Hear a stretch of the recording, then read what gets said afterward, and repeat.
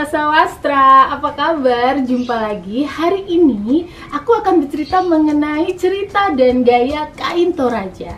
Jadi sebelum aku tunjukin beberapa contoh-contoh keindahan kain-kain Toraja, aku mau cerita sedikit mengenai makna di balik simbol-simbol yang ada di kain-kain Toraja. Jadi secara umum teman-teman, simbol-simbol yang ada di dalam kain Toraja itu menceritakan tentang hubungan manusia dengan Tuhan, hubungan manusia dengan alam sekitarnya. Bagaimana manusia itu adalah makhluk tertinggi yang punya martabat, yang seharusnya punya attitude yang baik.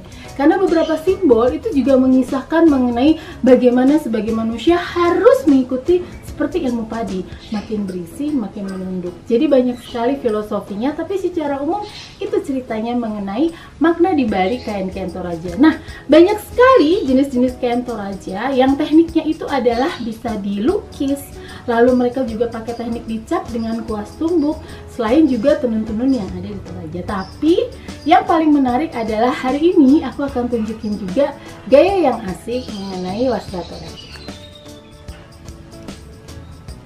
Aku akan cerita begitu cantiknya dan indahnya wastra kain Toraja. Nah, kalau teman-teman lihat di belakang aku, ini adalah kain yang ini seperti karung goni teman-teman, seperti karung goni tapi dia lebih halus.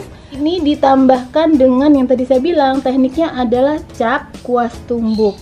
Nah, motif-motifnya kita lihat kan, mereka juga ini ada rumah Toraja, tongkonan yang selalu menjadi ciri khas motif-motif mereka, dan ini juga ukiran-ukiran. Lalu kemudian ada juga yang luar biasa, ini biasanya jadi dekorasi rumah, lukisan-lukisan gitu. Ini adalah kain lukis Toraja. Nah, kalau kalian melihat, ini adalah lambangnya mengenai pohon kehidupan, lalu bicara kerbau, kita pasti bicara soal kesuburan, ya kan? Nah, ini juga menarik sekali, ini dilukis dengan tangan.